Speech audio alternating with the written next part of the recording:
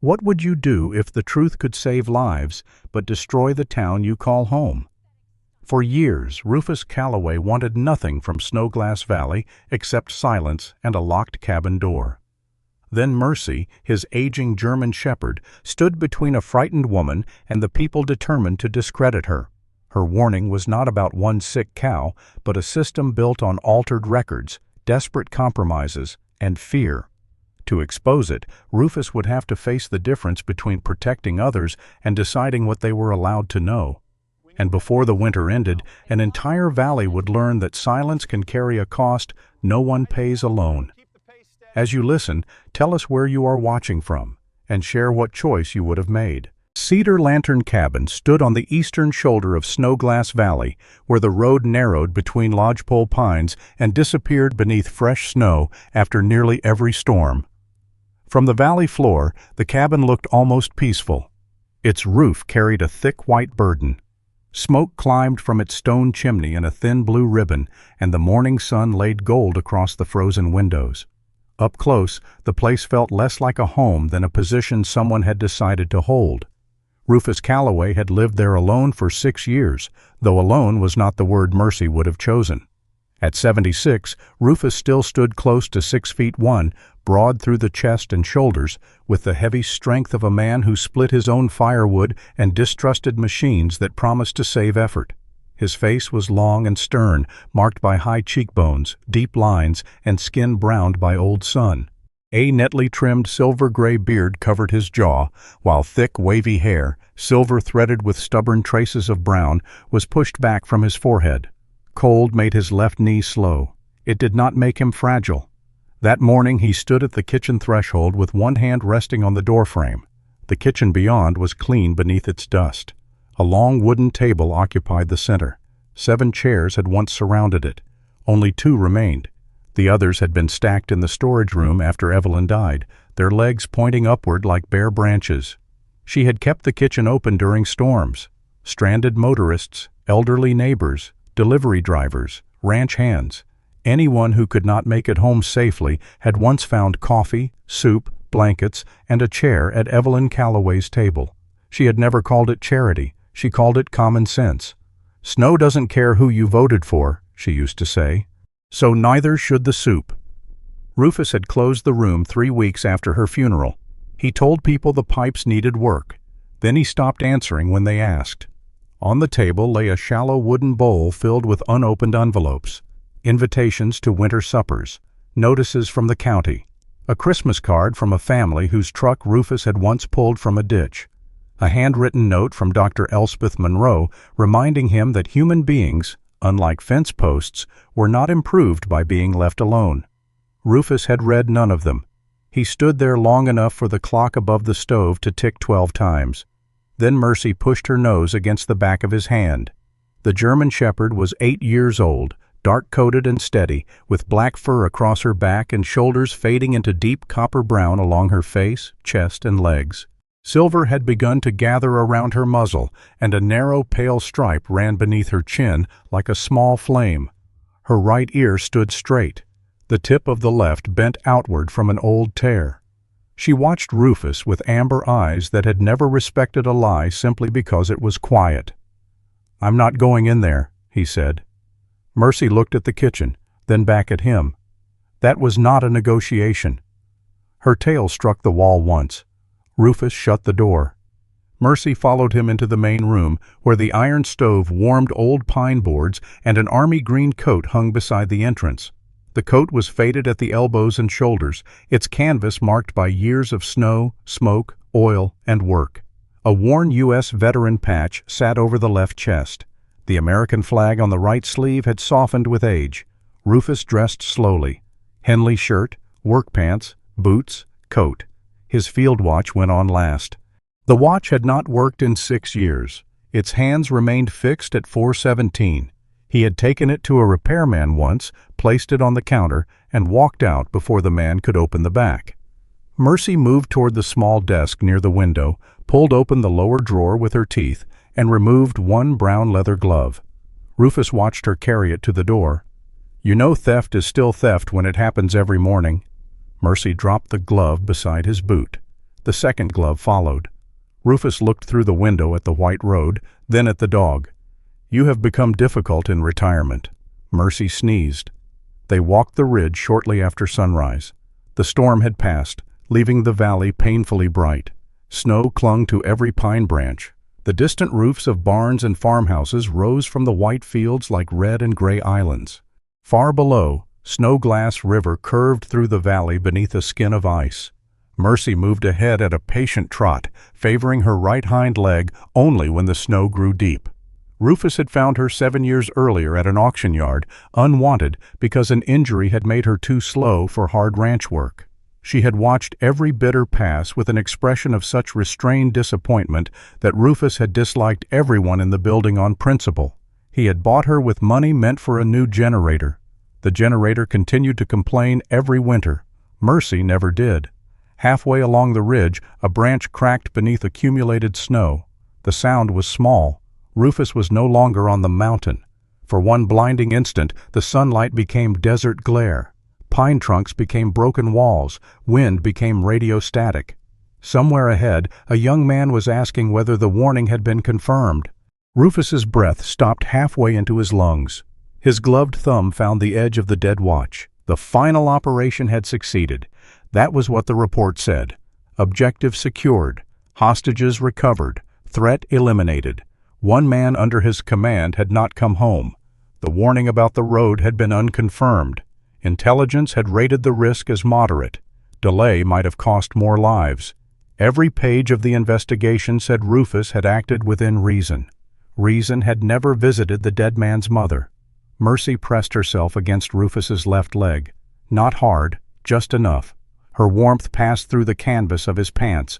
Her breathing remained slow, offering his body a rhythm it could borrow. Rufus looked down at her bent ear and silvering muzzle. "Here," he murmured. Mercy remained in place. "I'm here." Only then did she step away. They returned to the cabin an hour later. Rufus filled the stove, swept snow from the porch, and opened the metal bin where Mercy's food was kept. The scoop struck the bottom. There was less than one meal left. Rufus stared into the bin as though supplies might appear if adequately intimidated. Mercy leaned against it. The lid slipped.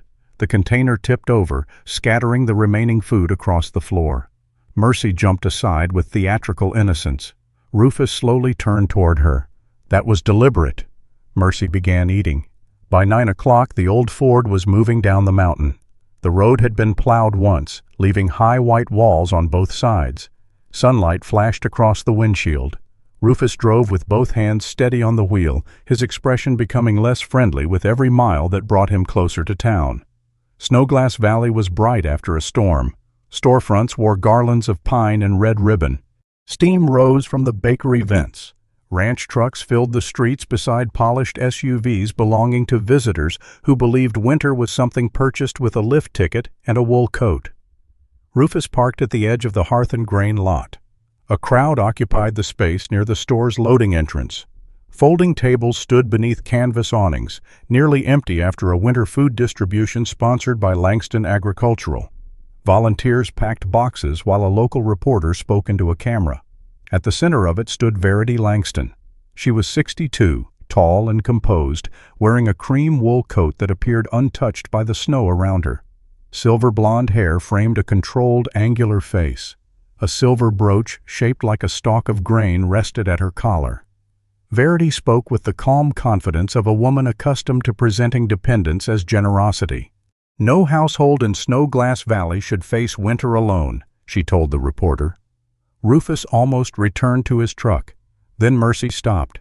Her head lifted toward the loading entrance. A woman stood beyond the crowd, trying to move between two volunteers. She was thin beneath a worn blue-gray parka. Short, uneven auburn hair showed beneath her hood. Her face was pale and exhausted, but her gaze remained sharp enough to cut through the noise. "I'm not asking for food," she said. "I need the sample case from the old quality control room." Verity's expression changed so slightly that most of the crowd missed it. Rufus did not. "Tessa," Verity said, with the public patience of someone addressing an unreasonable relative, "you know you are no longer authorized to enter company property. The case is mine. You removed confidential materials before your dismissal. I photographed results you altered. The volunteers became very still. The reporter lowered her microphone but did not turn off the camera. A large man in a dark navy security coat stepped between them. Jonah Creed looked close to 50, broad and heavy through the shoulders, with a nose that had once been broken and healed slightly to the left. "Tessa," he said quietly, "you need to leave." She tried to step around him. Verity reached for the weathered canvas bag hanging from Tessa's shoulder. "Let me see what you're carrying." Tessa pulled back. The strap tightened between them. Verity lost one step on the packed snow, recovered, and lifted her hand sharply. Mercy moved before Rufus spoke. She crossed the distance in a dark blur, stopped directly between the women, and lowered her head. She did not bark. The growl that came from her chest was softer than a bark and far more persuasive. Verity froze. Jonah stepped forward. "Mercy," Rufus said. The dog held position but went silent. Rufus approached at the measured pace his knee allowed. His faded green coat, weathered boots, and silver beard made him look more like a mountain laborer than anyone of importance. He placed one gloved hand on Mercy's harness. "You may call the sheriff," he told Verity. "You may call an attorney. You may stand here until spring and explain yourself to every camera in the county." His gaze settled on her raised hand. "But you do not touch her." Verity lowered it. "This woman stole from my company." "Then prove it without using your hands." Jonah moved closer, not threatening yet, but prepared. Rufus opened his coat slightly to get a firmer grip on Mercy's harness. The movement exposed an old cloth name strip sewn inside. R. Calloway. Below it sat the faded emblem of a unit Jonah knew from a story told many times by his older brother. Jonah's eyes narrowed. "Were you attached to a special operations group in the Middle East?" Rufus looked at him. "My name is Rufus Calloway." Something in Jonah's face lost its certainty. His brother had spoken that name with the reverence men sometimes reserved for the person who carried them out of a fire. Captain Calloway. A burning vehicle. A door that would not open. A man who had gone back when everyone else believed going back meant dying. Jonah took one step away. Not surrender, recognition. Phones had risen throughout the crowd.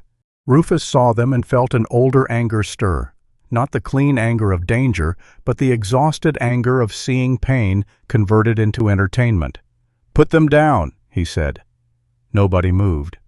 Rufus turned slowly, letting each person understand he was speaking to them. "She is cold, hungry, and frightened. That does not make her public property." One by one, the phones lowered. Dr. Elspeth Monroe's veterinary clinic smelled of antiseptic, wet wool, and the permanent suspicion that an animal had recently hidden something beneath a cabinet. Elspeth was 51, strong-armed and practical, with dark blonde hair tied in an untidy knot and rectangular glasses resting on top of her head. She examined Tessa's hands, checked her blood pressure, and asked questions with the firmness of someone who considered panic an obstacle, but never a moral failure. "Mild frostbite," she said. "Dehydration, malnutrition. And I'd guess you haven't slept properly in weeks." "Months," Tessa admitted. Elspeth looked at Rufus. "You brought me a complicated one." "I brought you a patient." "Same thing usually." Tessa sat beneath a wool blanket in the small examination room while Mercy rested near her boots. She explained that she had worked in quality control for Langston Agricultural. Certain feedlots had contained an unapproved growth additive and grain byproducts at risk of fungal contamination. When she flagged the results, replacement reports appeared in the system. "Are you saying the milk is contaminated?" Elspeth asked. "I'm saying it could be. Several lots have already moved through the valley in the last 6 weeks. They need to be traced and tested." "Do you have the original reports?" "No." "Physical samples?" "No."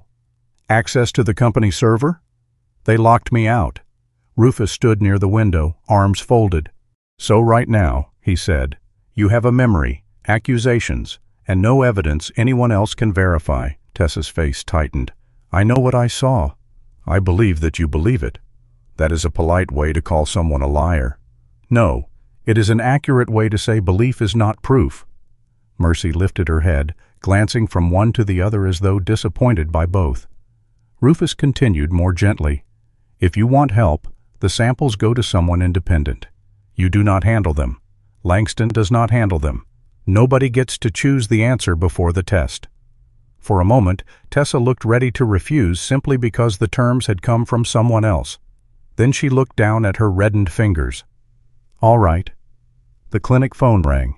Elspeth answered, listened, and reached for a notepad. "How long has she been trembling?" A pause. "Any loss of appetite? Reduced milk? Trouble standing?" Her expression sharpened. "Keep her separated. Do not change the feed yet. I'll come out." She ended the call. "Benton Crowell," she said. "One of his dairy cows is trembling, eating poorly, and losing balance. He thinks it's the cold." Tessa sat straighter. Rufus looked toward Mercy. The dog was already awake, amber eyes fixed on the door. Outside, sunlight poured across the snow so brightly that Snowglass Valley looked innocent. Elspeth reached for her coat. "We may finally have something that doesn't depend on any one story." Benton Crowell's dairy farm sat low in the western half of Snowglass Valley, where the fields widened and the wind had room to gather speed. By the time Rufus drove through the open gate, loose snow was moving across the ground in silver sheets. The barns were old but maintained, painted the dark red common to farms that had survived more winters than their owners cared to count. A row of feed silos stood behind the main building, their metal sides flashing beneath the pale morning sun. Benton waited outside the milking barn with his hat pulled low.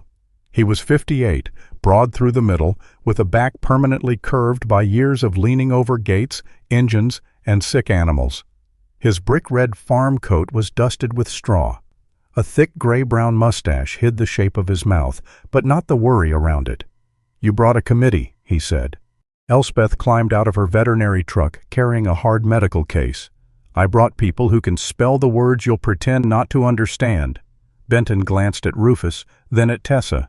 Tessa's borrowed wool cap belonged to Elspeth and sat too large over her short auburn hair. She had slept only a few hours, but the moment she saw the feed silos, something in her posture changed. The exhausted woman from the clinic receded. In her place stood someone who understood where every pipe, label, and delivery code belonged. Mercy jumped from Rufus's truck last.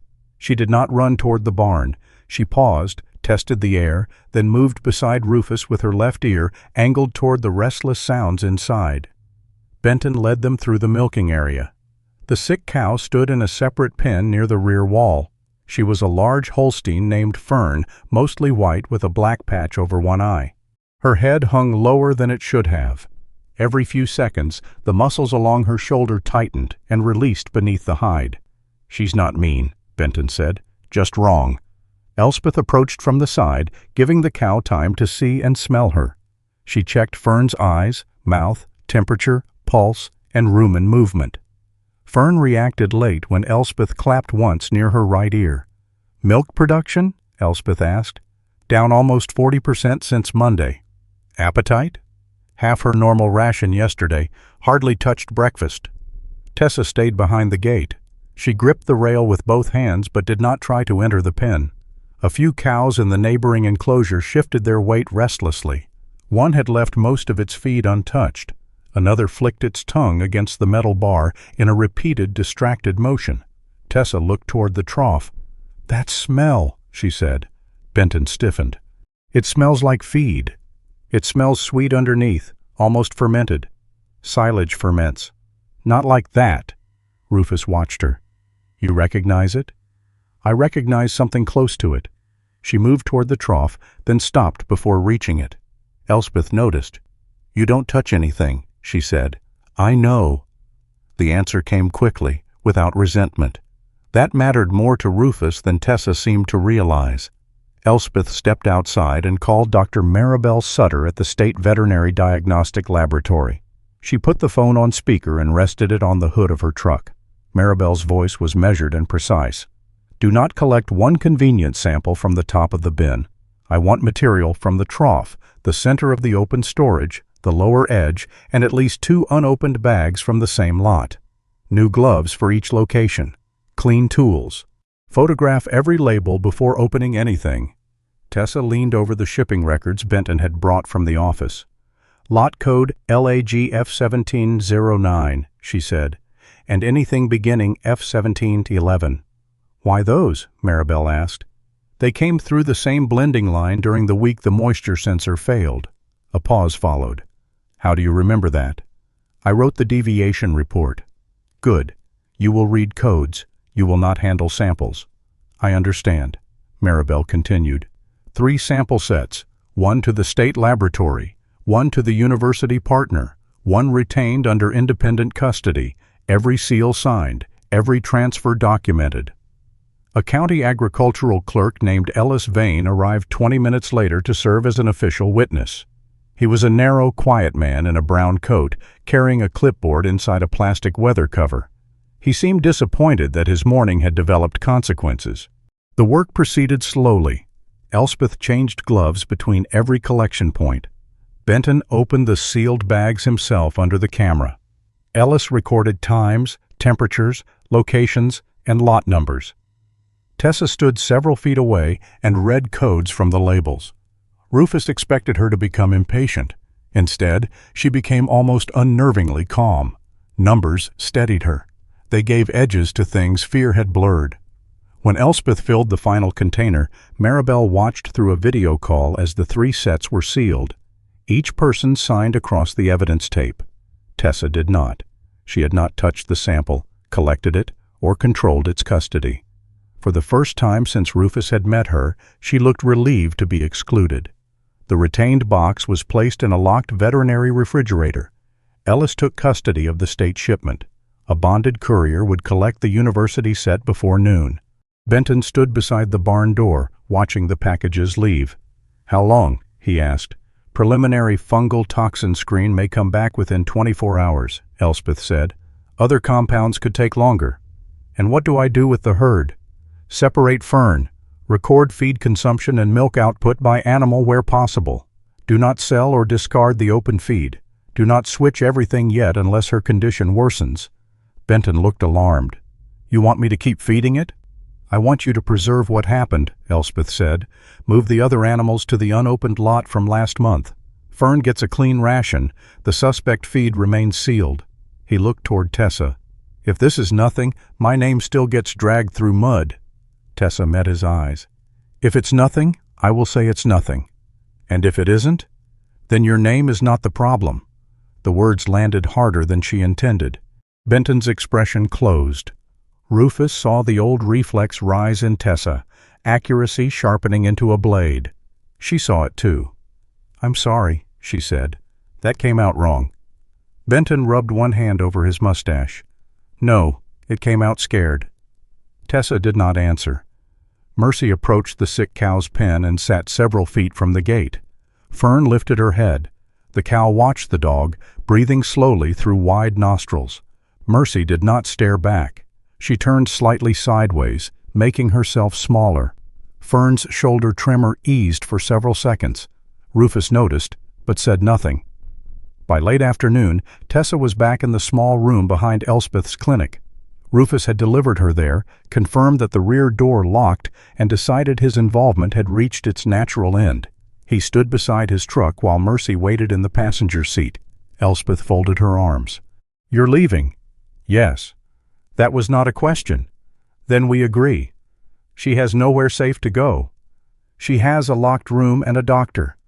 "A veterinarian." "You tell people that distinction only when it benefits you." Elspeth leaned against the truck door. "You brought her into this." "No, Verity did. Tessa did. Whoever altered those reports did." "And you?" "I stopped someone from putting hands on her. That does not make me responsible for the rest of her life." The answer sounded reasonable. Rufus had once trusted reasonable answers too much. Elspeth studied him, but did not challenge him further. "Go home, then." Rufus opened the truck door. Mercy remained in the passenger seat, looking past him towards the clinic. "She's staying," Rufus said. Mercy did not move. "She lives here now." Mercy looked at Rufus. He pointed toward the mountain road. "Cabin." Mercy slowly lay down without taking her eyes from the clinic. Rufus muttered something impolite and started the engine. That evening Elspeth called him. The room was searched. Rufus was standing beside the woodpile. The sky had gone dark blue, and the first stars were appearing above the pines. What was taken? Nothing valuable. Her cash is still here. Her clothes are here. Her bag was opened. The pages with the lot codes are gone. Door forced? Rear window latch was pried. Camera? A vehicle passed twice, dark SUV or pickup. Snow covered the rear plate. Rufus looked toward the cabin porch. Mercy was already standing. Elspeth lowered her voice. I thought she might be exaggerating the danger. So did I. I don't anymore. Rufus closed his eyes briefly. He had wanted the tests to make this someone else's problem. Instead, someone had broken into a veterinary clinic to steal notes that supposedly meant nothing. Elspeth brought Tessa to the cabin after nightfall.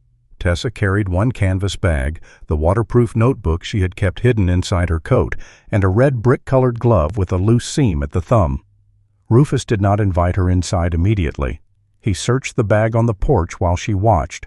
He checked the lining, seams, pockets, flashlight, boots, and notebook cover. Tessa handed over her phone. The battery is dead.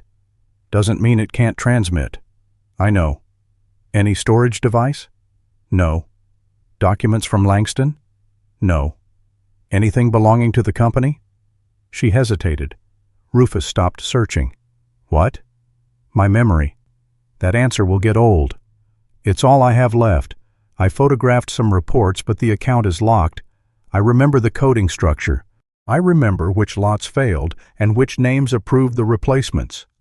No physical copies? No. Tracking device? Not unless they put one in my coat without me knowing. Rufus looked at Elspeth. She shrugged. I checked the obvious places. He examined the coat seams and found nothing. Finally, he stepped aside. Tessa entered Cedar Lantern Cabin as though crossing a border that might close behind her. Mercy did not greet her. The dog sat near the stove and watched Tessa place her bag beside the spare room.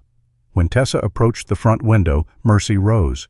When Tessa returned to the table, Mercy lay down again. She doesn't trust me, Tessa said. She doesn't know you. Is that different? To Mercy, yes. Rufus gave Tessa soup and half a loaf of bread. She ate too quickly at first, then slowed when she realized no one planned to take the bowl. The local news played silently on the small television near the bookcase. Footage from Hearth and Grain appeared on screen. Rufus saw himself standing beside Mercy, his coat open, the faded name strip visible. A headline crawled beneath the image. Decorated Navy officer confronts Langston executive. The feed contamination allegation received one sentence near the end. Rufus shut off the television. Tessa looked at him. They found your record. They found a distraction. People listen to heroes. People listen to stories about heroes. It saves them from listening to complicated women with laboratory reports. Tessa considered that. You don't like being useful. I don't like being simplified. Later the wind strengthened. A pine branch scraped the roof above the spare room. Tessa woke with her breath trapped high in her chest.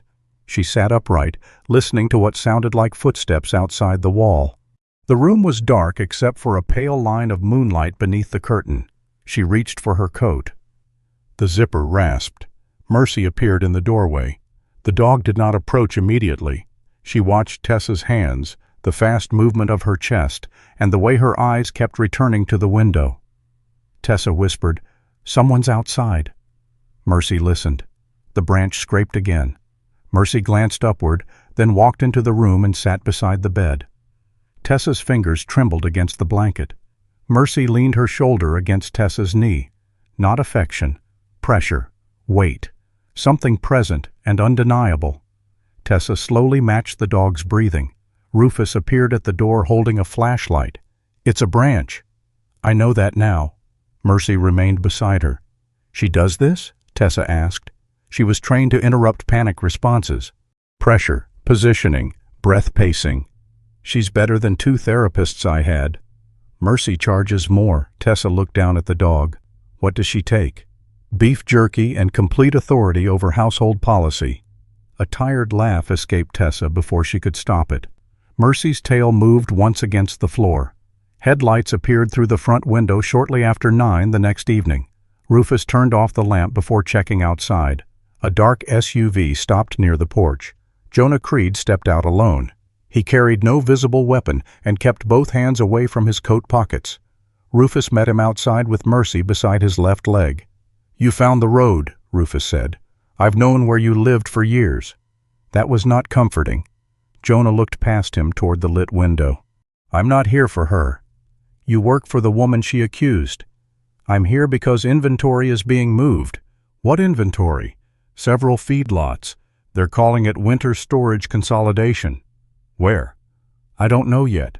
Rufus waited. Jonah shifted his weight. His broad face looked older in the cold.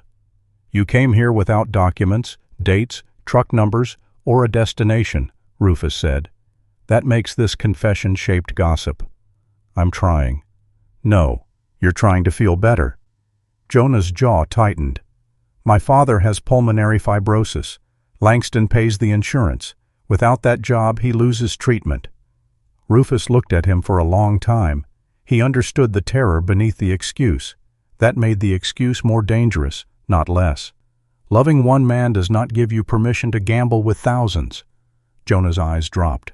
"My brother said you carried him out." "Your brother survived because 3 men worked together. Memory likes to reduce a team to one name." "He never did." Rufus said nothing. Jonah returned to the SUV. Before leaving, he looked back. "The move happens within 3 days." It was not enough, but it was more than silence. The preliminary laboratory report arrived just before midnight. Elspeth read it aloud over the phone while Rufus, Tessa, and Mercy stood around the kitchen table that had not been used by 3 people in 6 years. 2 samples showed mycotoxin concentrations significantly above expected limits. The result did not identify intent, source, or how widely the material had been distributed. It did justify an official inspection. Tessa placed both hands flat on the table. She did not celebrate. Proof had weight. Now that she felt the first portion of it, she seemed almost afraid of what the rest might crush. The second call came before Elspeth finished explaining the report. Benton was shouting over a mechanical alarm. The generator had backfired. The electric fence was down. A side gate had swung open. 3 cows were running across the north field toward the river. Behind Benton's voice came the deep, frightened sound of the herd. Rufus reached for his coat. Mercy was already at the door. By the time Rufus's truck reached the north field, the night had swallowed every fence line beyond the reach of the headlights. Benton's generator alarm screamed from somewhere near the milking barn. The sound rose and fell with the wind, thin and mechanical against the deeper panic of cattle calling in the dark. 3 cows had escaped through the side gate. Their tracks crossed the snow in a broken line toward the Clearwater branch. Benton stood beside the open gate with a flashlight in one hand and a dented metal whistle hanging from his neck. 2 farm workers waited near him. Amos Pritch, a lean man in his early 40s with a frost-stiff beard, and Doreen Pike, a broad-shouldered woman whose gray braid had come loose beneath her wool cap. "The generator backfired," Benton said before Rufus had fully stepped out of the truck. "Fence went dead. That latch has been sticking all month, but it never opened on its own." Doreen pointed toward the field. "Fern's one of them. The other 2 followed." The escaped cows were visible only when they crossed the pale sweep of the headlights. One moved unevenly. The other 2 stayed close behind, drawn forward by herd instinct and fear. Beyond them, the river appeared as a flat strip of white between dark trees. It looked safe. That was the danger. The Clearwater branch did not freeze evenly. An underground spring entered near the northern bend, and farther downstream, a permitted cooling water outlet from the industrial park kept part of the current moving beneath the surface. Local people knew the weak section by habit. Cattle did not. Rufus crouched beside the tracks. His knee protested immediately. I ignored the pain long enough to study the hoof marks, the depth of the snow, and the way loose powder moved across the field. "Wind is pushing from the northwest," he said. "They can't hear us clearly from behind. If we chase straight after them, we'll drive them onto the river." Benton looked toward Fern. "She's almost there." "Then stop thinking like a man chasing livestock." Rufus stood slowly. "Think like a wall." He directed Amos to move Benton's flatbed truck along the eastern side of the field. Doreen took Rufus's Ford toward the west. The vehicles were positioned at wide angles, headlights turned inward to form a narrowing corridor of light behind the animals. Tessa arrived with Elspeth in the veterinary truck. She stepped into the snow before Elspeth had fully stopped. Rufus pointed at her. "You stay off the field. I know the cattle are sick. You know feed codes. Benton knows cattle." Tessa's jaw tightened. Then she looked at the dark river and nodded. It was not obedience. It was judgment. That was better. Elspeth joined Benton near the gate and studied Fern through binoculars. "She's favoring the left side," she said. "Neurological deficit may be worse than this morning." Mercy stood beside Rufus, body tense but quiet. The shepherd's copper-brown legs were nearly invisible beneath her black saddle in the night. Her right ear pointed toward the cattle. The bent tip of the left tracked the generator alarm behind them. Rufus unclipped the lead. "Wide left," he told her. "Easy." Mercy moved into the field. She did not sprint. Her old rear injury made long bursts risky, and fast movement would only increase the cattle's fear. She traveled in a shallow arc, head low, presenting herself at the edge of the lead cow's vision rather than approaching from directly behind. The first cow slowed. The second bumped into her flank. Fern continued toward the river. Mercy shifted several yards closer, enough to pressure the lead animal without challenging her. The cow turned away from the dog and followed the corridor of headlights back toward the barns. The second cow hesitated, then followed. Fern did not. She wandered forward as though the light, noise, and moving bodies belonged to a world slightly delayed from her own. "Mercy, hold!" Rufus called. The dog stopped and remained between Fern and the two returning cows, preventing them from circling back. Fern reached the bank. Her front hooves stepped onto the frozen surface. Benton made a sound low in his throat. Rufus raised one hand. No shouting. The cow took another step. A dull crack moved beneath the ice. Fern lurched. Her right rear leg punched through to the hip, sending a ring of dark water across the snow-covered surface. The rest of her body collapsed sideways, belly pressed against the ice. Benton started forward. Rufus caught his sleeve. "You go straight out there. Both of you go through. That's my cow. And she needs you thinking." For a moment, Benton looked ready to strike him. Then another crack sounded from the river, and anger gave way to fear. Rufus directed Amos to bring 2 sheets of plywood from the equipment shed. Doreen retrieved wide livestock straps and a coil of static rescue rope. Elspeth kept Fern from struggling by speaking steadily from the bank while Benton prepared the harness. The plan was simple enough to describe and dangerous enough to punish every mistake. The plywood would spread Benton's weight. He would crawl no farther than the safe edge, loop a broad strap around Fern's chest, and pass the end back. Amos and Doreen would pull from the bank using the truck as an anchor. Rufus would manage the rope angle and stop the rescuers from pulling the cow sideways into the weakest ice.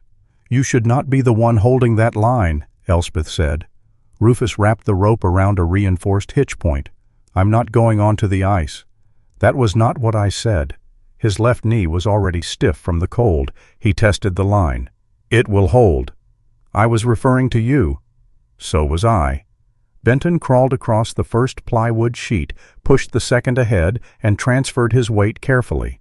The ice gave small, complaining sounds beneath him. Fern tried to rise. Her trapped leg struck the submerged edge, and she bellowed. Mercy took one step toward the river. "Stay," Rufus ordered. The shepherd trembled with the effort of obeying. Behind her, the 2 freed cows began turning back toward Fern's calls. Mercy pivoted and moved into their path, walking slowly from side to side. She could not manage the river and the herd at once. Rufus had chosen her task, and she kept it. Benton reached Fern. He slid the strap beneath the cow's neck, then worked it behind the front legs. "I need 6 more inches," he shouted. "No," Rufus said. "I can get it around her barrel." "The sheet is flexing." Benton looked down. A thin line of water had appeared along the plywood edge. For years he had made decisions alone on that farm, when to breed, when to sell, when to borrow, when to wait one more season before admitting something was wrong. Now he lay on a river that could kill him, listening to another man tell him that determination was not the same as judgment. Benton shifted backward. "Chest strap only," Rufus instructed. "We pull low and straight." The rope tightened. Amos and Doreen leaned into it. The truck tires compressed the snow, but held. Fern's body slid several inches. The ice beneath her hindquarters broke wider. Dark water surged around her leg.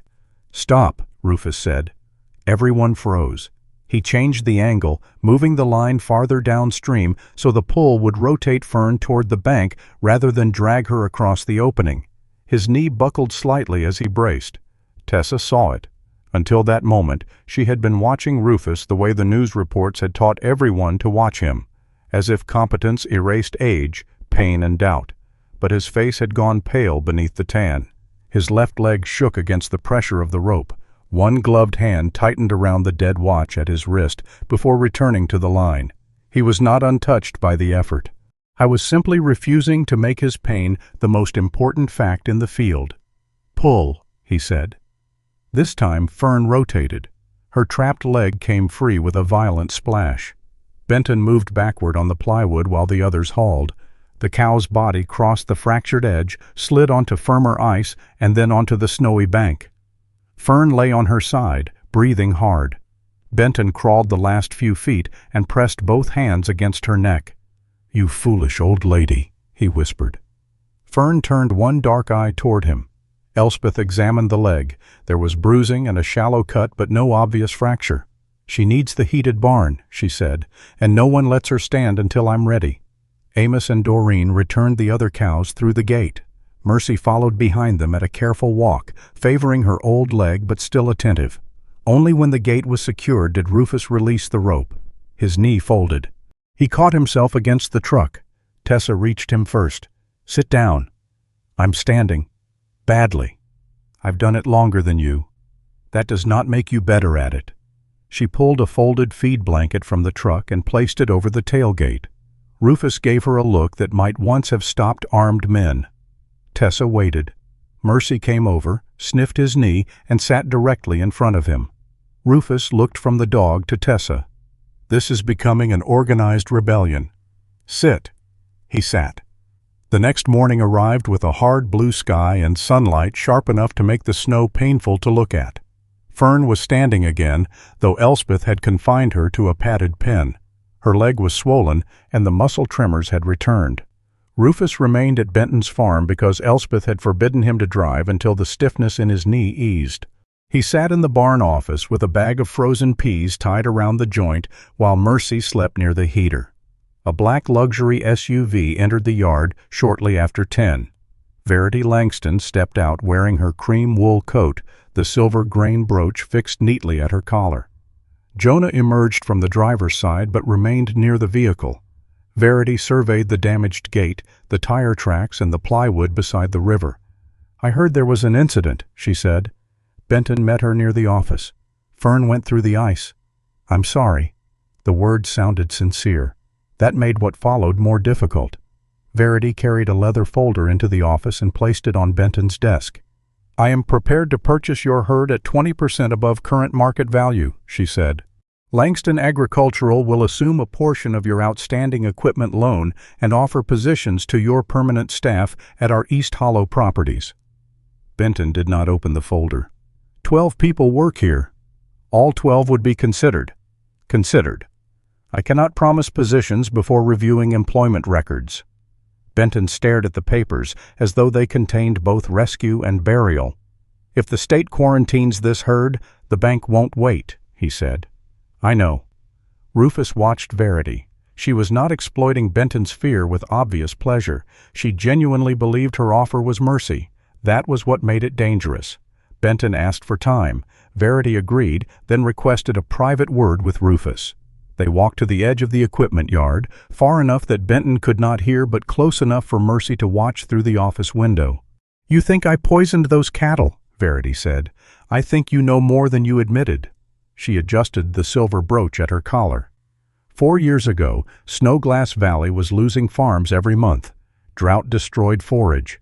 A respiratory outbreak killed calves. Banks began refusing extensions. "So you approved the additive?" Verity's eyes sharpened.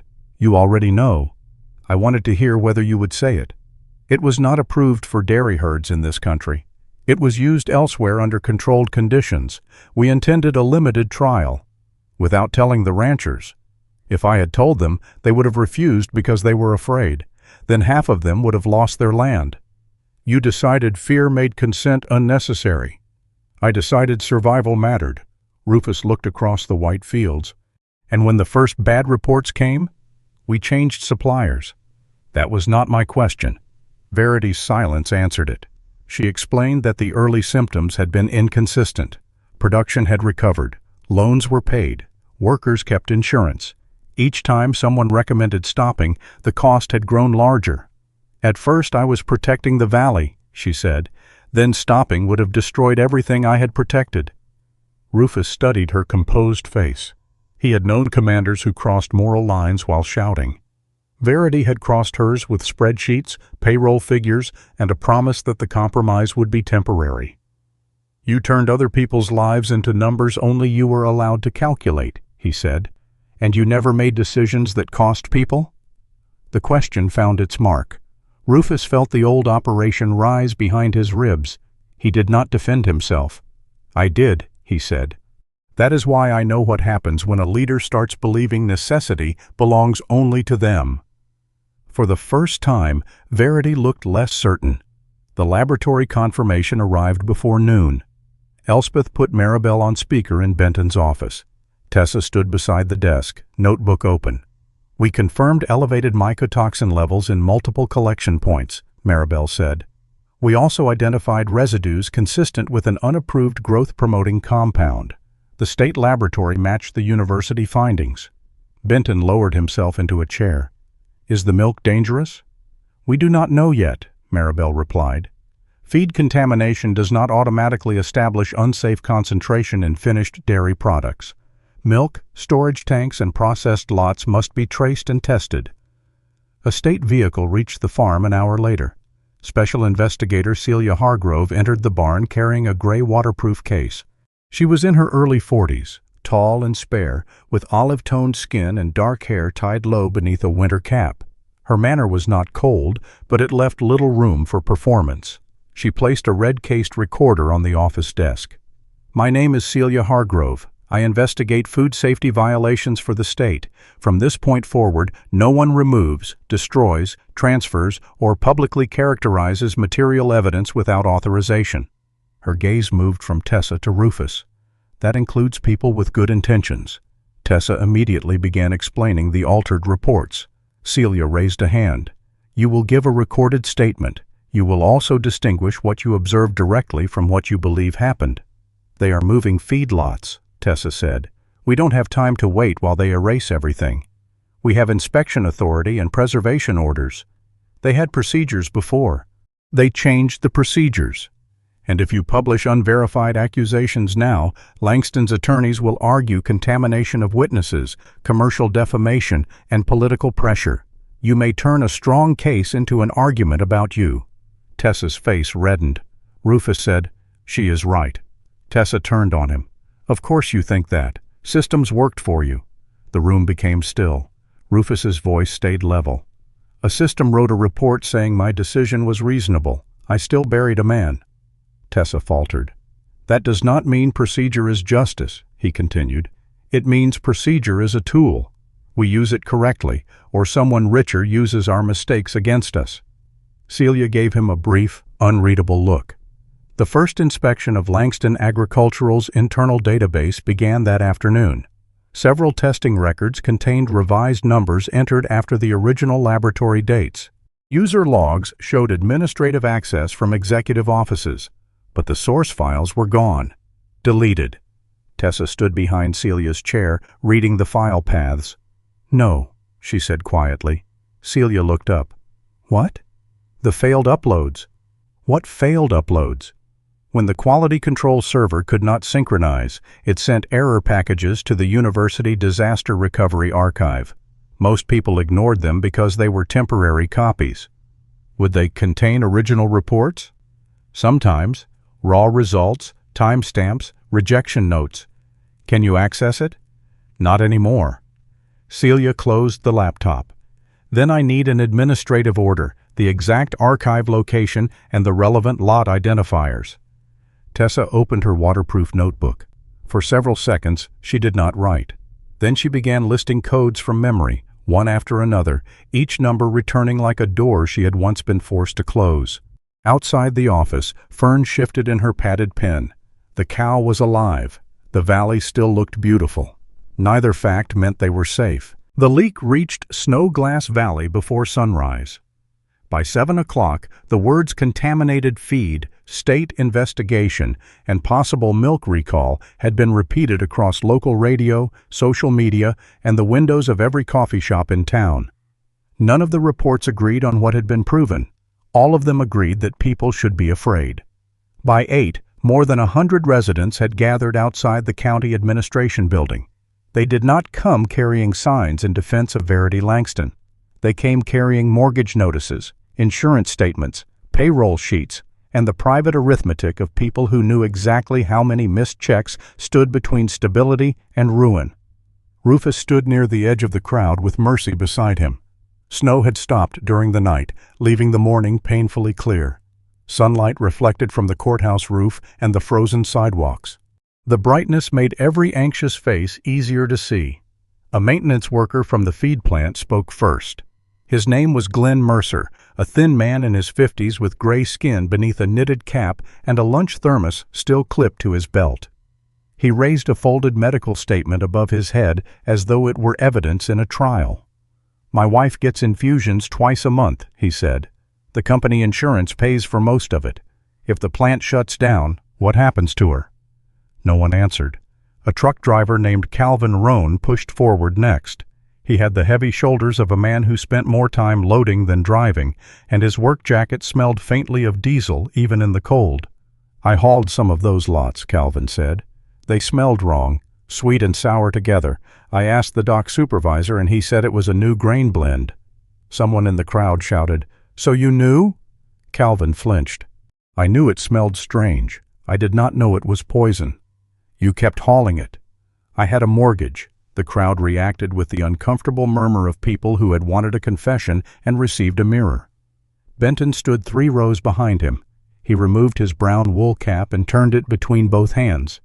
"My herd's breeding numbers have been down since spring," he said.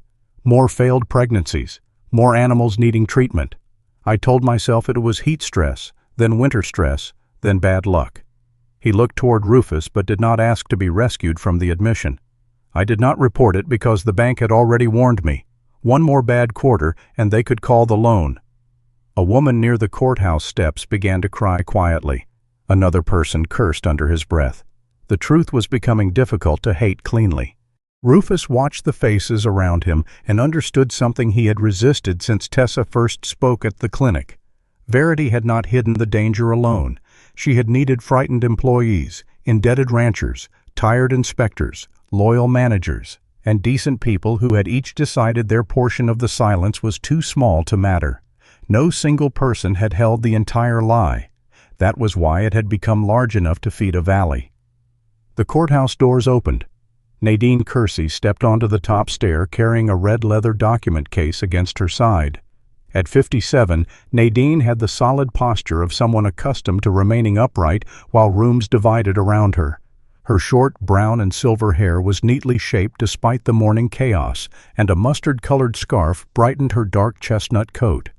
She tapped a pen twice against the brass lock of the case before speaking. "The state has not declared every product from Snowglass Valley unsafe," she said. "At this time, specific feedlots and associated dairy shipments are under review." A man near the front shouted, "That won't matter once the buyers hear the word contamination." Nadine did not deny it. "That is precisely why incomplete information must be handled carefully."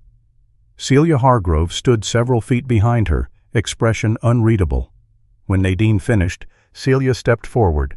"We have confirmed elevated mycotoxin levels and the presence of an unapproved growth-promoting compound in certain feed samples," she said. "We have not yet established the concentration, distribution, or risk in every finished dairy product." "Then why hold anything?" someone asked. "Because uncertainty is not the same as safety." The crowd quieted. Celia continued, "I am requesting a temporary hold on identified milk lots and precautionary isolation of herds known to have consumed the suspect feed."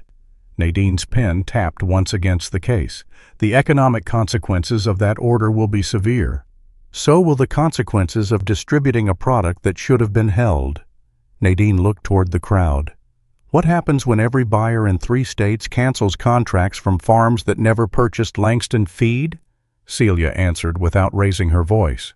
That is why the order will name specific lots, farms, and dates. It will not condemn an entire county. People will not read the details. That is not a legal basis for withholding them. The 2 women held each other's gaze. Nadine had spent years preventing panic through careful language, closed meetings, and negotiated delays. She had called it stewardship.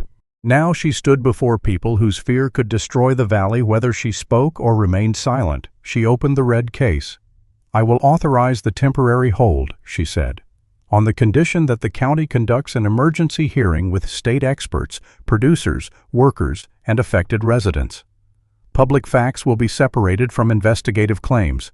People deserve to know what has been confirmed." Celia nodded. "That is reasonable." Nadine looked faintly irritated by the agreement. The crowd did not disperse after the announcement. Instead, its fear sought a name. Tessa found hers written in black marker on a piece of cardboard near the courthouse entrance. "Trader Rigsby killed our farms." A second sign said, "No proof, no paychecks." She stood beside Elspeth under the shadow of an awning, wearing the repaired blue-gray parka Rufus had lent her money to fix. Her face remained still, but her fingers pressed so deeply into the cover of her waterproof notebook that the edges bent. A man she recognized from the feed plant passed close enough to speak without shouting. "You could have handled this inside the company." "I tried." "You went after the whole valley." "I reported contaminated feed." "You knew what would happen." Tessa looked at him. "No, I knew what might happen if no one stopped it." He walked away before she finished. Elspeth touched Tessa's elbow. "Do not argue with a crowd." "I am not arguing." "You are composing arguments in your head. Your eyebrows are doing most of the work." Tessa almost smiled. Then someone across the street yelled that she should leave Snowglass Valley before she destroyed anything else. The smile vanished. That night the cabin felt smaller than it had before. The news played without sound while statements crawled beneath images of the feed plant, Benton's farm, and Tessa entering the courthouse. One network had placed Rufus's military photograph beside footage of Mercy at the supermarket, as though decorated service and a German shepherd made him an expert in agricultural toxicology. Rufus turned off the television. "They are making you the good man and me the unstable woman," Tessa said. "They prefer characters to facts." "That does not seem to bother them when you are the character." "It bothers me considerably." Tessa went to the spare room before dinner was finished. Rufus did not follow. He told himself she needed privacy. Mercy watched the hallway. Near midnight, Rufus woke to the soft scrape of a zipper. He sat up. For a few seconds, the cabin remained quiet. Then Mercy entered his room carrying Tessa's red brick glove between her teeth. Rufus looked at the glove. Mercy turned toward the front room. Tessa stood beside the door with her canvas bag over one shoulder. She had put on her coat, but not her hat. Her short auburn hair was flattened on one side from sleep. "I was going to leave a note," she said. Rufus set the glove on the table. "That improves abandonment considerably." "I am not abandoning anyone. You are leaving in the middle of the night without transportation. Elspeth's clinic is 4 miles from here. It is 12 degrees below freezing. I have walked farther." That was not praise. Tessa adjusted the bag strap. "The signs were outside your gate this afternoon." 3 pieces of cardboard had been left at the bottom of the cabin road. One accused Rufus of betraying the valley.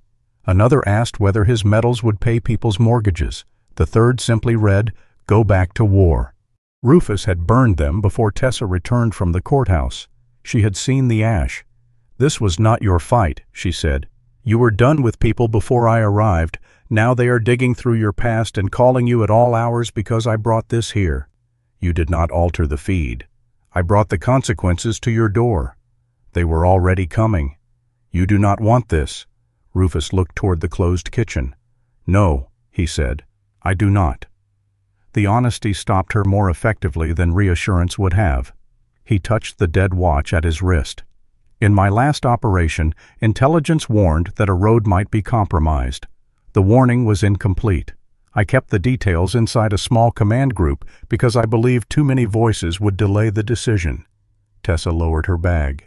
The mission succeeded, Rufus continued. People were rescued. One man under my command died. You told me the investigation cleared you. It decided the choice was defensible. That is not the same as guilt. No, but this is. He looked directly at her. I believed leadership meant carrying the decision alone. I did not give the others enough information to challenge me. I called that protection. The room remained silent except for the stove settling. Tessa's expression changed from resistance to something more careful. You are doing it again, she said. Rufus's eyes narrowed. You decide where I stay, what I say, who handles evidence, when I am allowed to be afraid. You keep telling yourself you are protecting me, but you are controlling the size of the danger so you can carry it. Rufus wanted to reject the comparison. Instead, he felt its accuracy move through him like cold water. Tessa placed the bag on the floor. I should not leave because strangers are angry, she said, but I also should not stay because you decided I belong under guard. What do you propose? That we stop acting like this is yours to manage? Mercy placed one paw on the abandoned bag. Tessa looked down.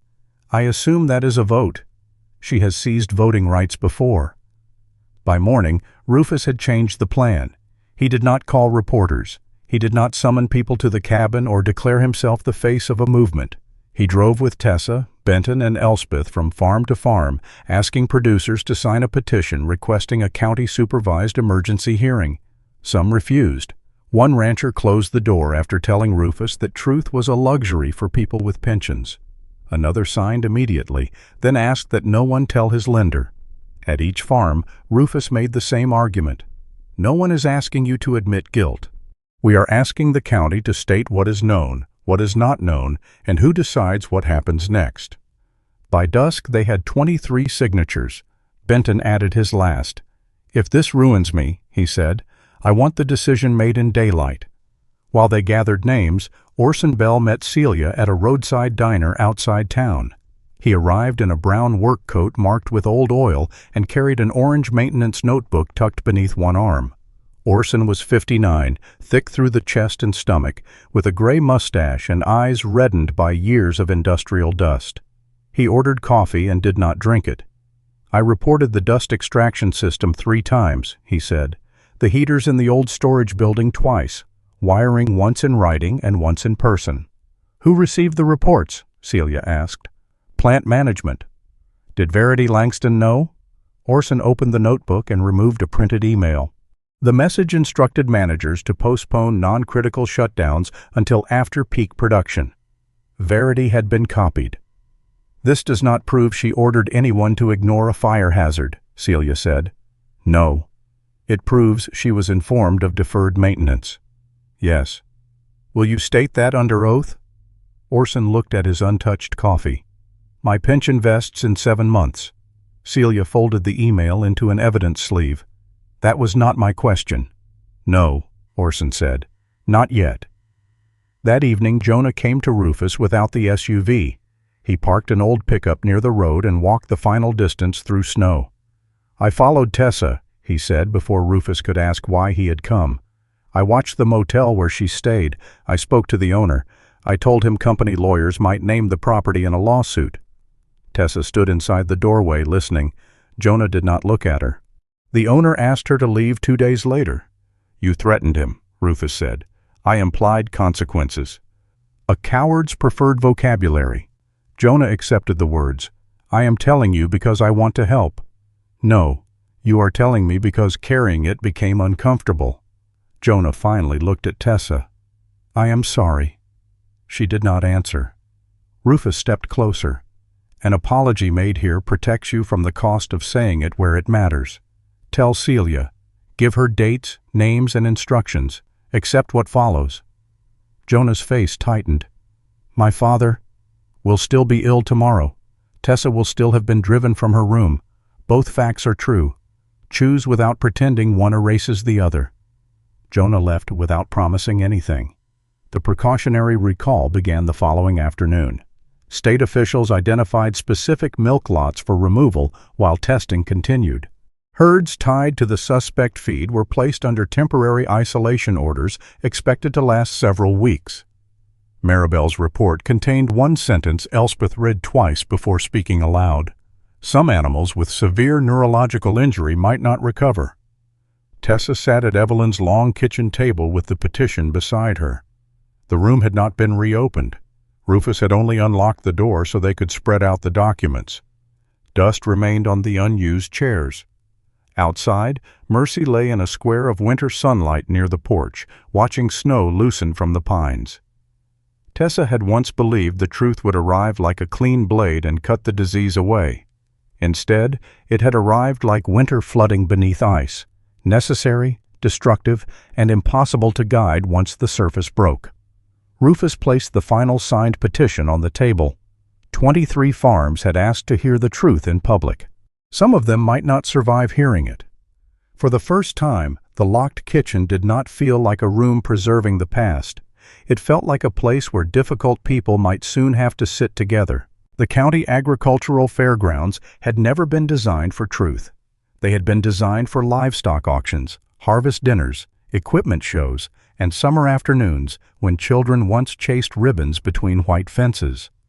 In winter, the exhibition complex became a temporary shelter for machinery, feed deliveries, and whatever the valley could not leave exposed beneath the snow.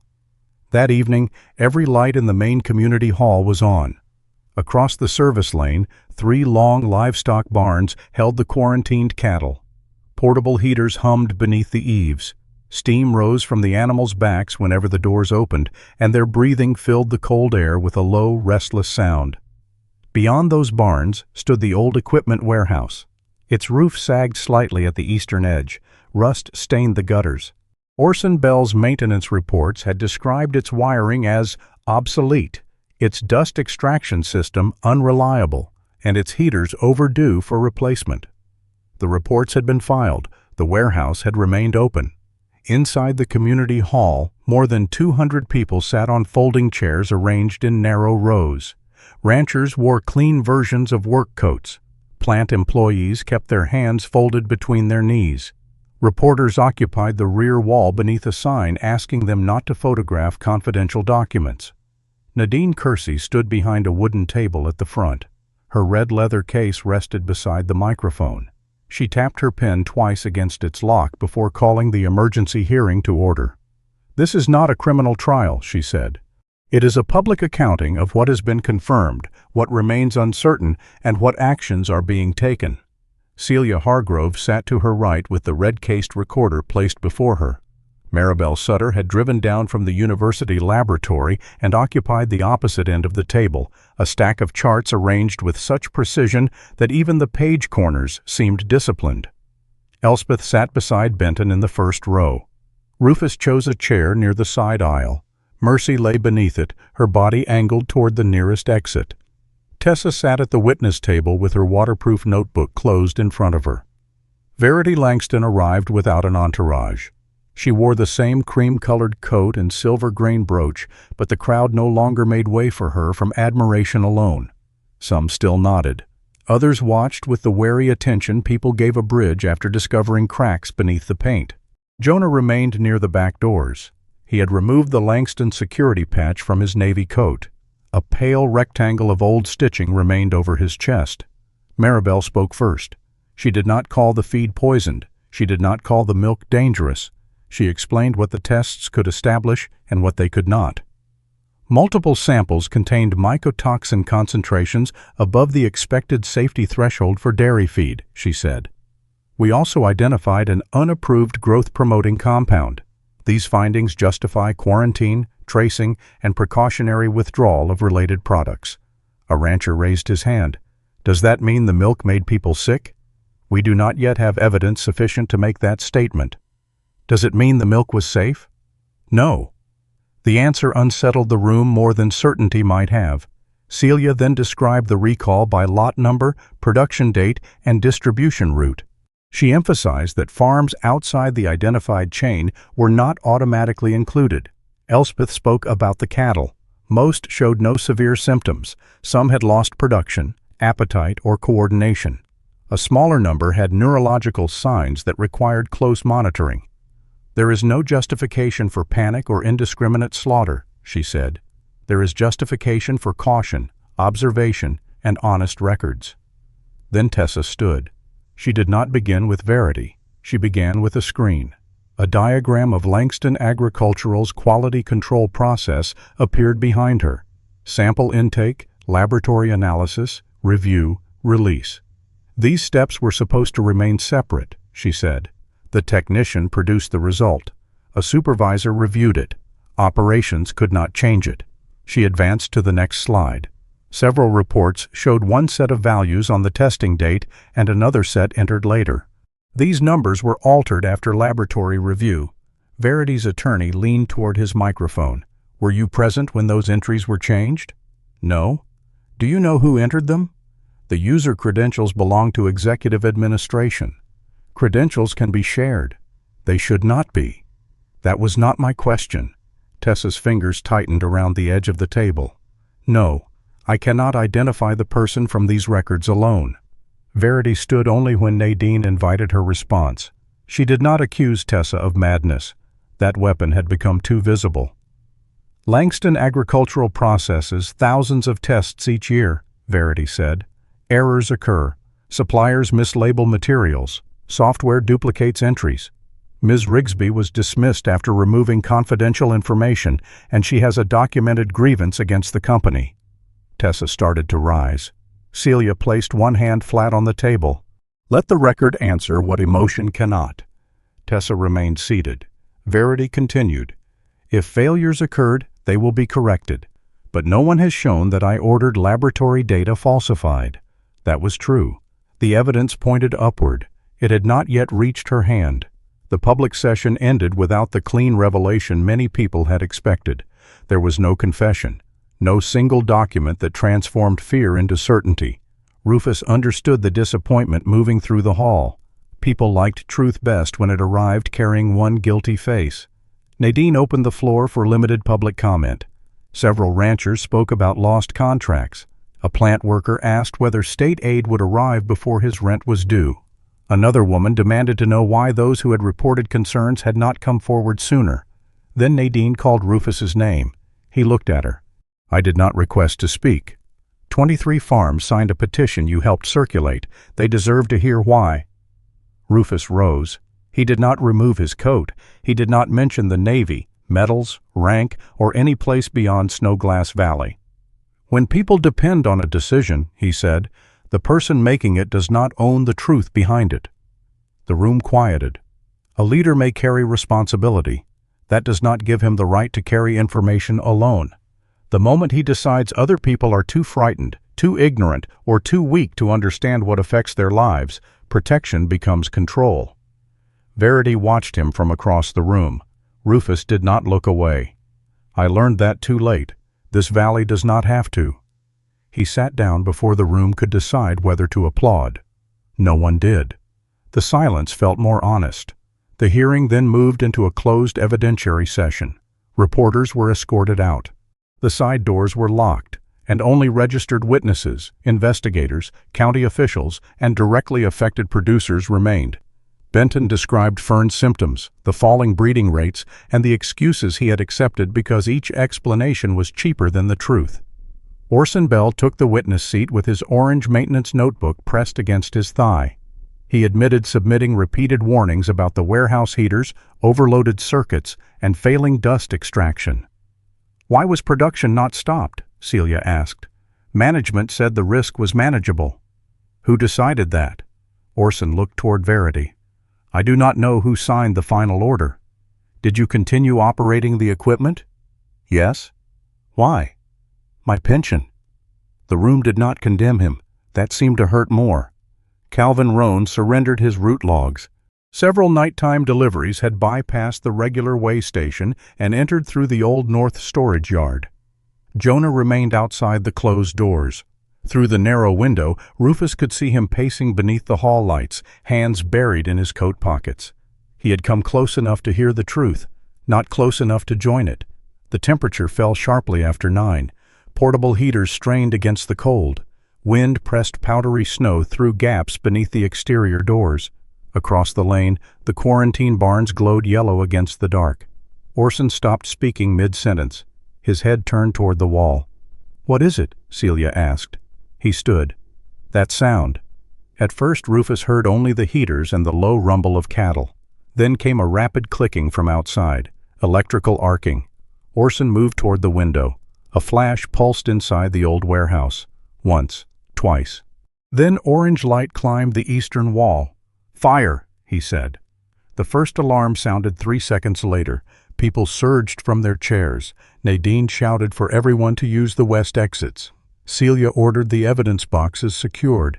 Elspeth was already moving toward the livestock barns. Rufus stepped into the aisle. "Stop running." Few people heard him. He climbed onto the low platform beside the witness table and used the microphone.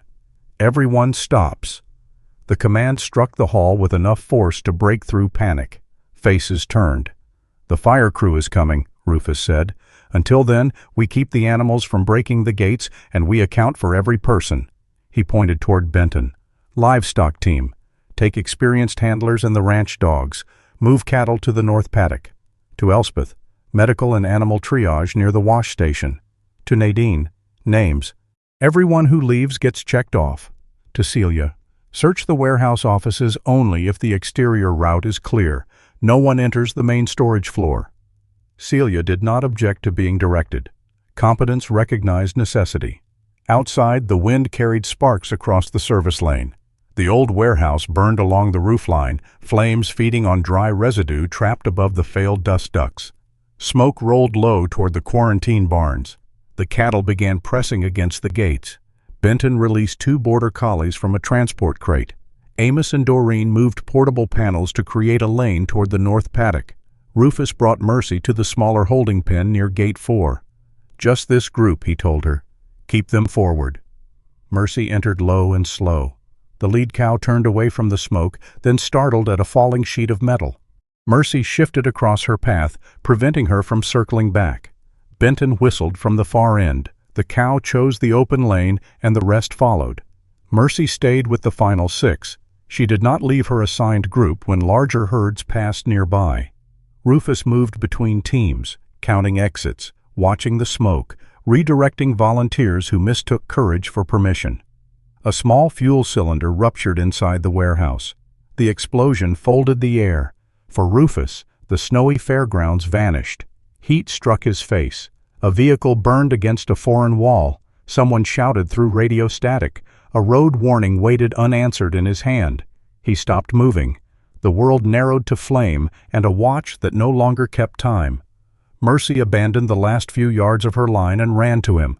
She struck her shoulder against his left leg. Rufus did not respond.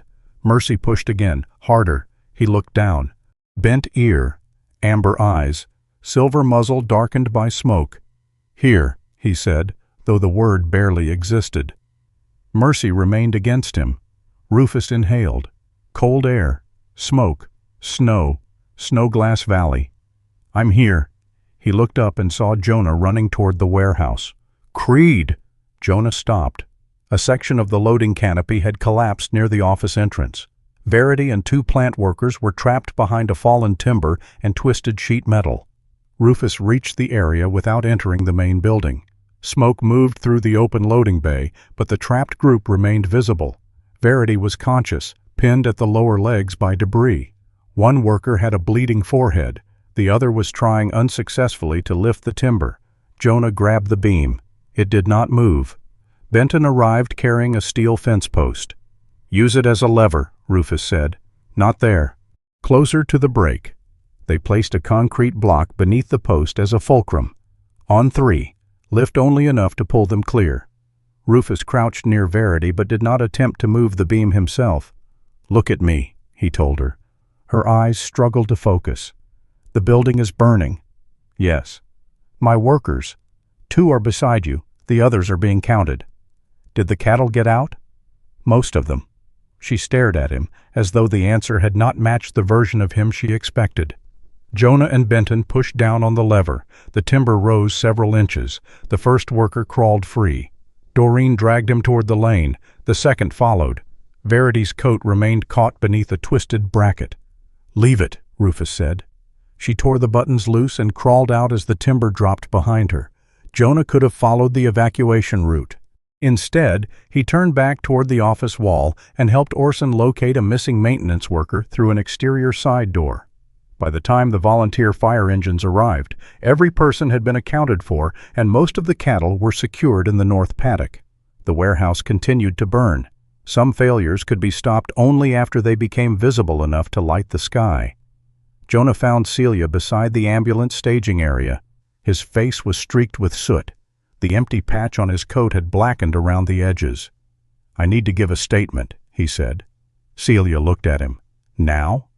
"Before I find another reason not to." Inside the mobile command trailer, Jonah admitted that Verity had instructed security and quality control supervisors to recategorize certain abnormal samples as inconclusive pending retesting. Some retests never occurred. He also described the disaster recovery system used during software failures. "Management believed the university archive purged itself after 90 days, he said. But legal once requested a restoration from an older set. Tessa opened her notebook. She gave Celia the relevant lot codes and the path structure she remembered. Celia contacted an on-call administrative judge.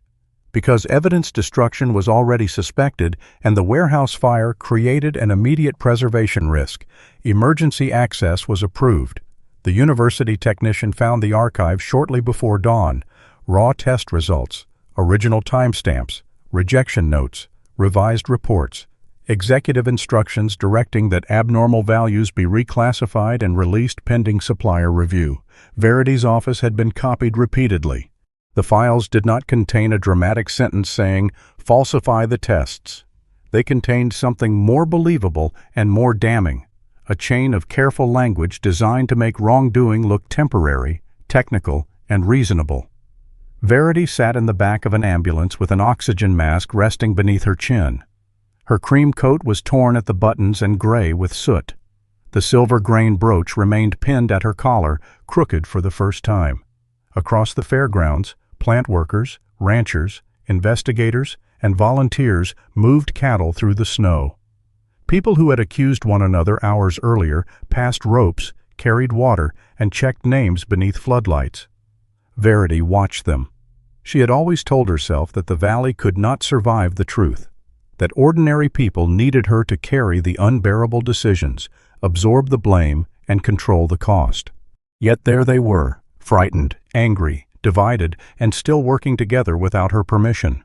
Her fingers rose toward the crooked brooch, then stopped. For the first time, Verity understood that she had not spent years protecting Snowglass Valley from chaos.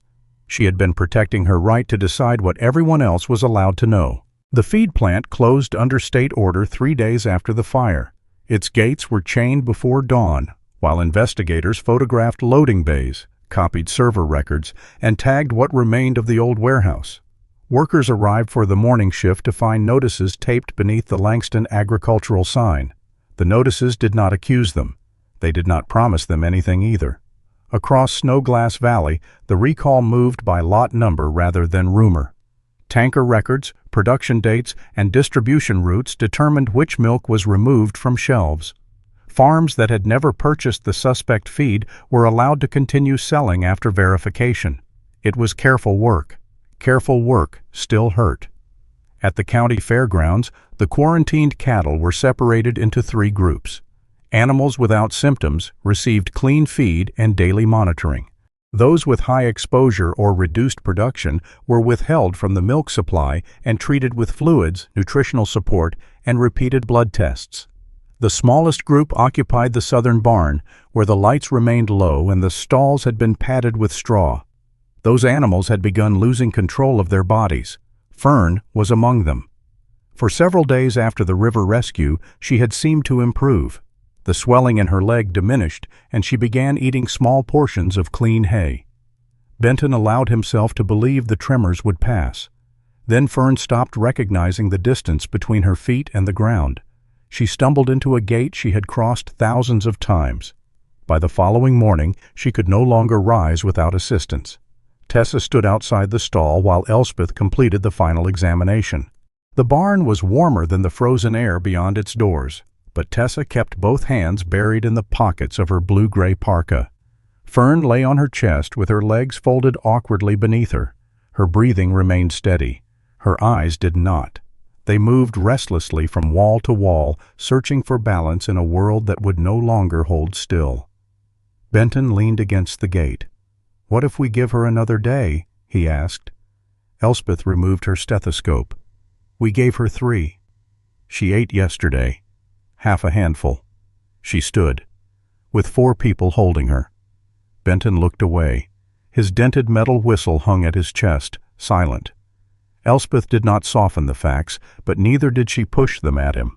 "The neurological damage is progressing. She is frightened every time she tries to move. Another day will belong to us, not to her."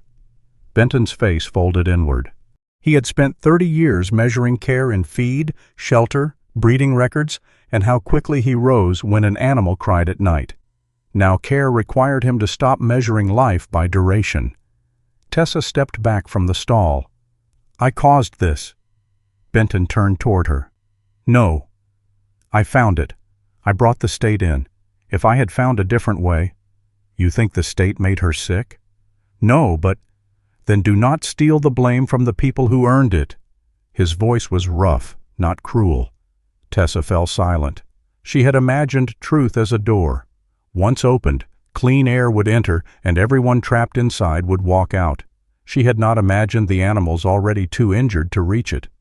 Elspeth prepared the medication on a stainless steel tray. Mercy waited near Rufus at the end of the aisle, wearing her faded olive harness. The dog had been calm around Fern since the first examination. She did not approach the stall until Benton looked at Rufus and gave a small nod. Rufus released the lead. Mercy entered slowly. Fern's eyes tracked her. The cow attempted to shift, then froze as her muscles trembled. Mercy lowered herself into the straw near Fern's head, close enough to be seen, but not close enough to crowd her. She turned partly sideways and rested her chin on her front paws. Fern's breathing changed.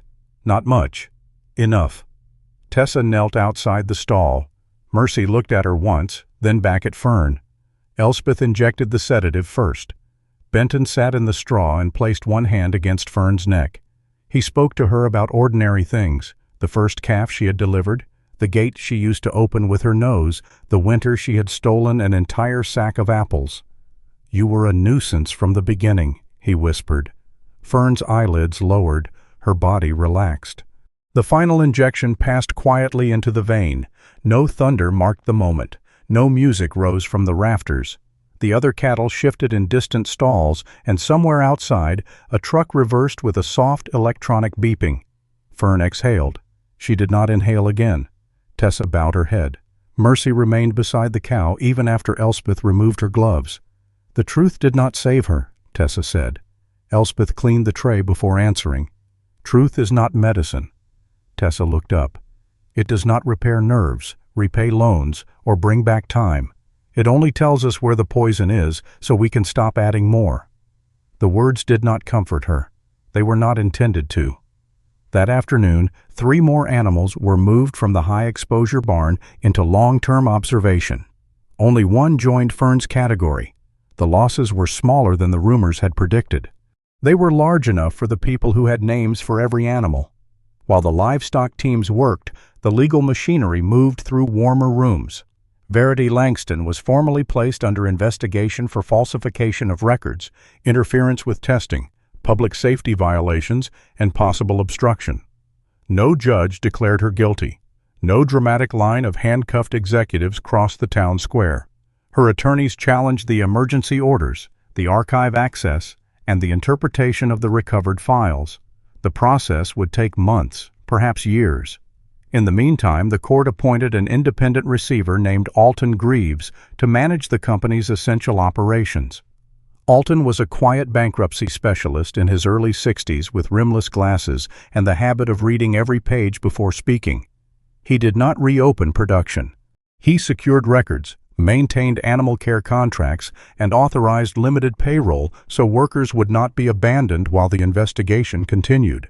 State emergency funds paid for clean feed, veterinary testing, and temporary transport. Neighboring ranches offered unused stalls. Retired farmers returned to help record temperatures and feeding schedules. No single act saved Snowglass Valley. Hundreds of small acts kept it from falling all at once. At the court's public status hearing, several attorneys argued over which expenses should be paid first. Lenders wanted equipment protected. Insurers wanted responsibility clarified. Company representatives warned that preserving the Langston brand was necessary for any future recovery. Rufus had not planned to speak. Nadine asked him to after a worker in the rear row called out that nobody had mentioned the cattle or the employees who had lost insurance. Rufus stood beside the aisle. He wore the same faded green coat, though the smoke stains from the fire still darkened one cuff. "I do not know bankruptcy law," he said. "I cannot tell this court where every dollar belongs." The judge waited. But livestock cannot wait for a balance sheet to finish arguing. Neither can people whose prescriptions run out on Friday. A company lawyer began to rise.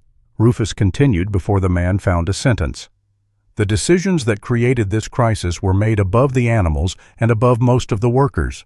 Do not make them pay first simply because they have the least power to object." The judge did not grant Rufus authority he did not possess.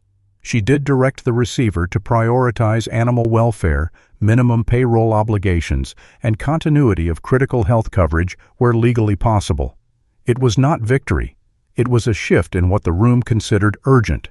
Jonah Creed entered the investigation through a side door, not as a hero. He surrendered security logs, vehicle records, staff schedules, and messages concerning Tessa. In a recorded statement, he admitted watching her motel, pressuring the owner, and reporting her movements to Langston management. Celia warned him that cooperation did not erase potential liability. "I know," Jonah said. For the first time, he seemed to mean it. He lost his job when the receiver dissolved the executive security division. His access badge stopped working that same afternoon. Celia permitted him to assist at the quarantine barns only under supervision because he knew the company's sites and emergency routes. Tessa did not thank him. When they worked in the same barn, she spoke only about gates, records, and animals. Jonah accepted the distance. His father's medical coverage ended at the close of the month. The news spread among the plant workers before Jonah told anyone. Benton organized a temporary fund with Amos, Doreen, Calvin, and several people who had once worked under Jonah's authority. They collected enough to cover 2 treatments while an advocate helped the family apply for state assistance. Jonah found Benton stapling the contribution list inside the fairgrounds office. "You should not have done this," Jonah said. Benton did not look up. "Probably. I threatened people for that company." "Yes." "I drove Tessa out of her room." "Yes." "My father did not do those things." Benton finally faced him. "That is why the money is for his treatment." Jonah stared at the list. "I do not deserve this." Rufus, sitting nearby while Elspeth wrapped his swollen knee, answered before Benton could. "Community is not a medal for good behavior." Jonah looked at him. "We do not help only the people who have finished becoming decent. If we did, most of us would die waiting." "That sounds like forgiveness." "It is not." Rufus tightened the strap around his knee. "It is an opportunity. Do not confuse the two." Jonah folded the list and placed it carefully inside his coat. Tessa's legal situation changed more slowly. Langston Agricultural's confidentiality lawsuit against her collapsed when the company failed to establish that the altered safety records deserved trade secret protection or that she had removed proprietary material for personal gain. The dismissal did not restore her savings, home, or lost months. It returned her name to the world of employable people. Maribel offered her a temporary consulting contract with the state laboratory. Tessa would help trace historical lot codes, identify weaknesses in data controls, and create procedures preventing executive users from altering validated results without a permanent audit trail. "You would still be a witness," Maribel told her. "You would return for interviews and hearings." "I know." "This is not charity." "I know." "You would report to me." Tessa hesitated. Maribel raised one eyebrow. That part sounds like the problem. I have developed opinions about supervision. So have most people who require it. Tessa accepted. Her first task was not dramatic. She spent 6 hours comparing shipment codes against archived file names in a windowless office. She loved every minute of it. Weeks passed before Rufus returned to Cedar Lantern Cabin for more than a night. Snow had deepened around the porch. Mail waited in a box near the door, some official, some handwritten, none opened by anyone else. Inside, the cabin smelled faintly of cold ash. Mercy walked through each room, checking familiar corners. Then she stopped before the closed kitchen door. Rufus set down his bag. The door looked smaller than he remembered. Beyond it waited Evelyn's table, the dust, and the empty spaces where the chairs had been removed. He could picture the room without opening it. The bowl of letters, the clock above the stove, the place where Evelyn used to lean while listening to people explain why they had waited too long to ask for help. Mercy sat. She did not scratch the door or bring him the key. She only looked at him. Rufus crossed to the desk in the main room. The kitchen key remained in the top drawer beneath old receipts and a box of matches. He took it out. The metal felt cold in his palm. Mercy's tail moved once against the floor.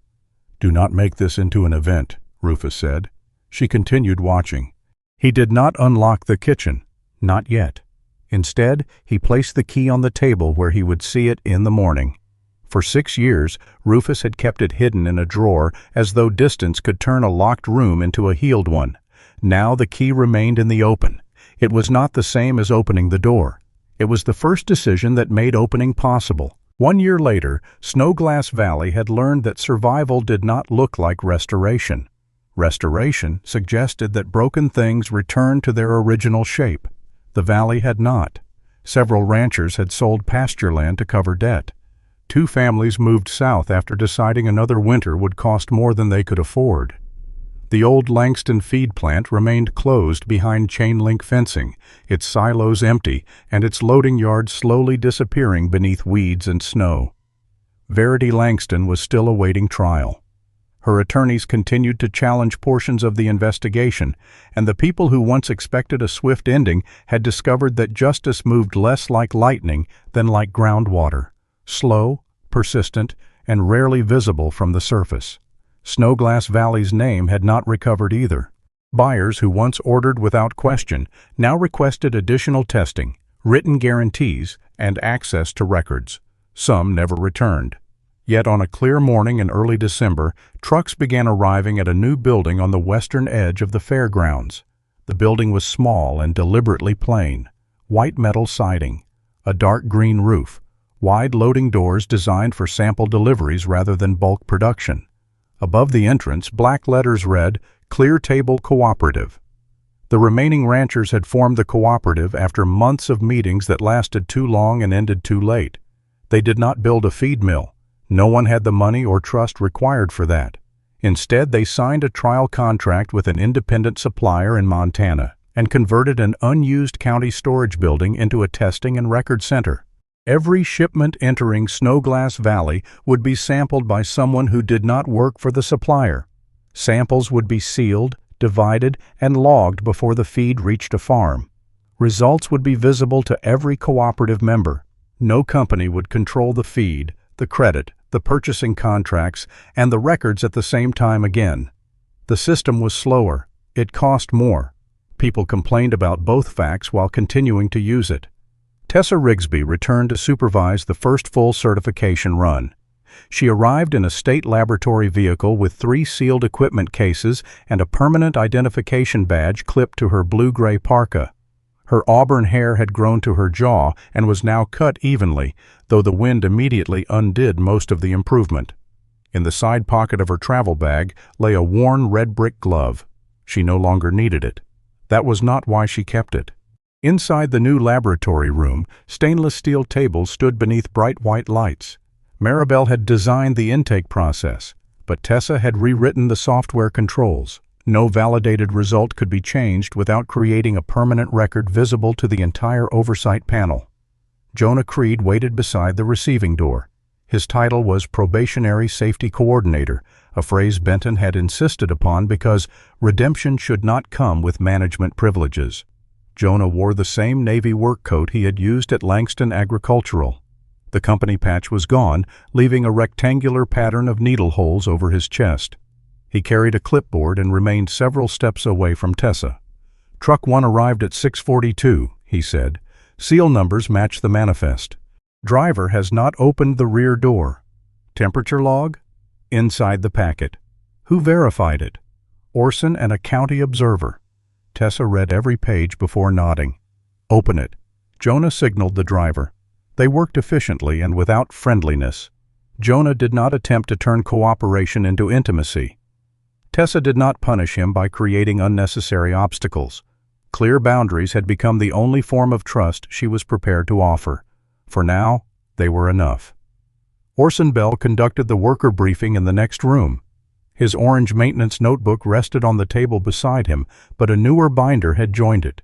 The binder contained reporting procedures, anonymous complaint forms, shutdown rules, and a sentence printed in bold at the top of every page: "No employee may be punished for reporting a safety concern in good faith." "Good faith does not mean correct every time," Orson told the workers. "It means you report what you see before it becomes smoke." He did not hide his own failure. During every training session, he explained that he had recognized dangerous equipment and continued operating it because retirement was 7 months away. He never presented the confession as bravery. It was simply the truth workers needed in order to understand why the policy existed. At the county building, Nadine Kersey had forced through another change. Companies receiving public contracts, tax incentives, or emergency grants now had to disclose financial relationships with county officials and their immediate families. The rule had passed by one vote after an argument so long that Nadine wore through the cap of her favorite pen. She framed the broken pen in her office, not because it was historic, because it amused her. Benton Crowell provided the cooperative's first proof that the new system meant more than clean walls and public speeches. A week before opening day, testing detected an elevated fungal count in one shipment intended for his farm. The level was not catastrophic, and a second test might have allowed him to argue the result downward. Benton did not. He reported it to the cooperative, rejected the shipment, and notified his milk buyer that his delivery schedule might be interrupted while the feed was replaced. The buyer suspended his contract for 2 weeks. Benton lost money he could barely spare. When asked why he had disclosed the result before anyone required him to, he said, "Because last time I waited for certainty, a cow died frightened." No one applauded. They helped cover his route until the contract resumed. That was how Snowglass Valley had changed, not through unanimous courage, but through fewer people being left alone with the price of it. The opening ceremony began at noon. A temporary stage stood outside beneath strings of white lights. Snow covered the surrounding fields in a smooth, bright layer, and the mountains rose blue behind the fairgrounds. Rufus Calloway attended only because Mercy had climbed into the truck before he could pretend he had forgotten the date. At 77, Rufus remained tall and broad, though he used a wooden walking stick on icy ground now. His faded military green coat showed fresh stitching at one cuff where the fire had damaged it. The dead field watch remained on his left wrist, its hand still fixed at 4:17. Mercy walked beside him in her faded olive harness. More silver marked her muzzle than the previous winter, and the old injury in her right hind leg made her slower after long periods in the cold. She seemed unconcerned. People greeted Rufus without surrounding him. That, more than any plaque, told him the valley had learned something. Nadine opened the ceremony. Maribel spoke briefly about independent testing. Orson thanked the workers. Tessa explained the new audit system in language simple enough to understand without insulting anyone's intelligence. Then the event host invited Rufus onto the stage. He refused. The host invited him again with a smile that suggested refusal was part of the entertainment. Benton leaned over. "You should go before he starts reading the medal list." "That sounds like his mistake." Mercy nudged Rufus's knee. "You are not helping." The crowd laughed, and Rufus reluctantly stepped onto the platform. A cloth-covered plaque stood near the microphone. The host began. "Captain Rufus Calloway served with extraordinary distinction. Rufus looked toward Mercy. Mercy had already turned toward the steps. He followed her off the stage. Behind him, the host stopped halfway through a sentence. For one uncertain second, no one knew whether they were permitted to laugh. Elspeth solved the problem. Her laughter carried across the snow. Soon the whole crowd joined her, including Nadine and Benton. Even Tessa covered her mouth, shoulders shaking. Rufus continued walking with what dignity remained available. The plaque was unveiled without him. It did not bear his name. He had rejected that proposal months earlier. A veteran's name on a wall does not make feed cleaner, he had told the planning committee. Put the principle there, not the person. The plaque read, "No one owns the truth others must live with." Outside the gathering, Rufus stopped near the north paddock. Snow fell lightly despite the bright sun, each flake visible for a moment before vanishing against the white ground. Tessa joined him. For a while they watched Mercy inspect a drift near the fence as though it contained classified information. "You opened the kitchen," Tessa said. Rufus glanced at her. "Elspeth told me." "Elspeth has confused veterinary medicine with intelligence work. She said you put the chairs back." "Most of them." "How many?" "6. There were 7. One is uneven." Tessa smiled. "That has never stopped anyone from sitting." Rufus rested both hands on the top of his walking stick. The old kitchen had been open for 4 months. At first he used it only to sort cooperative records. Then Benton stayed for coffee after a storm. Elspeth began arriving with casseroles too large for one person. Jonah came to repair the window latch and remained for soup without being asked. The room had not become Evelyn's kitchen again. It had become something else. Tessa looked toward the fairgrounds. "Why did you close it for so long?" Rufus could have said grief. That would have been true and incomplete. "I used guilt like a locked room," he said. "It was easier to live inside it than to let people need something from me." "Because you were afraid of failing them?" "Because needing me gave me the power to fail them." Tessa folded her arms against the cold. "I used truth like a weapon." "You were fighting people who had one." "I know, but a blade is easier to hold than an open hand." They stood together without offering each other forgiveness for things that were not theirs to forgive.